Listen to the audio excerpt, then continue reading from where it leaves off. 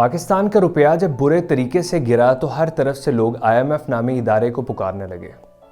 पहले तो पाकिस्तान ने कोशिशें की कि वो आईएमएफ से लोन ना ले, लेकिन फिर पाकिस्तान को घुटने टेकने पड़े और पाकिस्तान ने आईएमएफ के साथ $6 बिलियन की डील साइन की। और हकीकी तौर पर आईएमएफ के लोन के बाद पाकिस्तान की इकॉनमी सिर्फ नॉर्मल ही नहीं बल्कि मार्केट में ओवरऑल कॉन्फिडेंस भी देखा गया। आईएमएफ कौन है, ये लोग कैसे काम करते हैं, क्यों लोन देते हैं, इनके पास पैसा कहाँ से आता है। सो आईएमएफ को एक्सप्लेन करते हुए this is Hamza Ghazi and you are watching Hamza Ghazi YouTube channel. IMF का इदारा 1944 में मार्द वजूद में आया, लेकिन इसको बनाने की वजह समझने के लिए आपको पहले ग्रेट डिप्रेशन को समझना पड़ेगा। ये ग्रेट डिप्रेशन ही था जिसकी वजह से आईएमएफ का वजूद हुआ। और ये ग्रेट डिप्रेशन क्या बला है। बात शुरू हुई 1929 से, जब अमेरिका की स्टॉक मार्केट बुरे तरीके से क्रैश हुई, जिसके बाद दुनिया की मार्केट क्रैश करने लगी। और ये इतनी क्रैश हुई कि इतना बड़ा नुकसान पूरी दुनिया में कभी नहीं हुआ था और पूरी दुनिया की जीडीपी 15% तक गिर गई। 2008 में जो ग्रेट रिसेशन आया था, इसके दौरान दुनिया का जीडीपी सिर्फ 1% तक गिरा था। अब इमेजिन करें कि 15% तक जीडीपी के गिरने से क्या हाल हुआ होगा।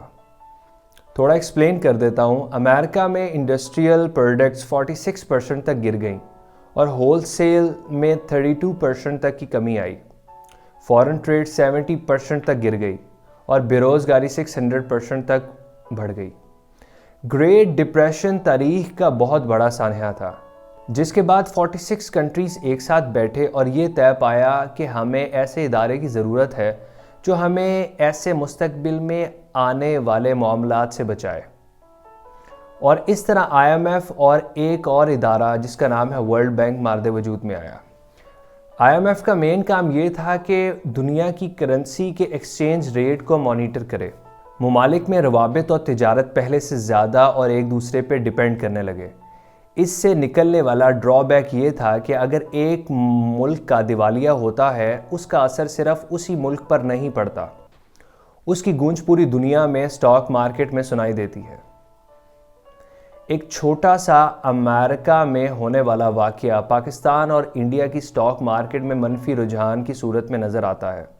फॉर एग्ज़ाम्पल, अगर पाकिस्तान की इकॉनमी आज बैठ जाती है तो उसके साथ तिजारत करने वाले मुल्क भी उससे असरअंदाज होंगे, जिससे उनके ममालिक की इकॉनमी भी मुतासर होगी और फिर उनसे जुड़े ममालिक की इकॉनमी भी नीचे जाएगी और फिर ये इफ़ेक्ट पूरी दुनिया में फ़ील होगा। इसको डोमिनल इफ़ेक्ट कहते हैं। ये ब्रिक के गिरने से पूरा स्ट्रक्चर ही गिर जाता है और इसीलिए ही आईएमएफ जैसा इदारा बनाया गया, ताकि उन ममालिक को फाइनेंशियल टीका लगाया जा सके जो दिवालिया के करीब हों, ताकि उनकी गिरती हुई इकॉनमी स्टेबल की जा सके और इस डोमिनो इफेक्ट को अवॉइड किया जा सके। लेकिन आईएमएफ खामखा आपको लोन नहीं देता। इसका मेन गोल ये है कि इकॉनमी कोलैप्स ना करे। लोन देने से पहले आईएमएफ मुल्क के अकाउंट अच्छे से स्टडी करता है और फिर मुल्क से डिमांड करता है कि फ़लाँ चेंजेस की जाएं, ताकि आप फिर हमारे सामने लोन मांगने ना खड़े हों। बल्कि आपको पहले ऐसी प्रैक्टिस करनी चाहिए कि ऐसी नौबत ही ना आए। आईएमएफ के कंपेटिटर्स भी हैं, जैसा कि न्यू डेवलपमेंट बैंक और एशियन इंफ्रास्ट्रक्चर इन्वेस्टमेंट बैंक, और ये बैंक भी लोन के लिए मौजूद रहते हैं। आईएमएफ की अवलीन कोशिश होती है कि वो अमेरिकी और यूरोपीय यूनियन के मफाद को पूरा करे, और जबकि दूसरे बैंक चीनी और रूसी मफादात को पूरा करते हैं। सवाल ये पैदा होता है कि अगर आईएमएफ पूरी दुनिया के लिए है तो वो अमेरिकी और यूरोपीय यूनियन के मफाद को क्यों तरजीह देता है। और इस सवाल का जवाब देने के लिए हमें ये जानना ज़रूरी है कि आईएमएफ का पैसा आता कहाँ से है। आईएमएफ इन्वेस्टमेंट लेता है पूरी दुनिया के ममालिक से। आईएमएफ से जुड़े ममालिक आईएमएफ के पास अपना पैसा डिपॉजिट करते हैं एज ए इन्वेस्टमेंट, और आईएमएफ उस पैसे को दूसरे ममालिक को लोन देता है सूद पर, और उससे फ़ायदा लेकर उन ममालिक को रिटर्न करता है। जिन ममालिक ने पैसा इन्वेस्ट किया होता है, जो मुल्क ज़्यादा पैसा इन्वेस्ट करता है उसे उतना ही ज़्यादा रिटर्न मिलता है। और सबसे ज़्यादा पैसा आपको जानकर हैरानगी होगी कि अमेरिका इन्वेस्ट करता है 17%, और तकरीबन 5वें हिस्से की शराकत दारी की वजह से अमेरिका को इजाज़त मिलती है ज़्यादा ताकतवर हक के राय रखने की। वोटिंग राय ज़्यादा मिलती है, जिससे अमेरिका IMF को एज अ टूल के तौर पर इस्तेमाल करता है दुनिया की इकॉनमी को अपने लिए इस्तेमाल करने के लिए।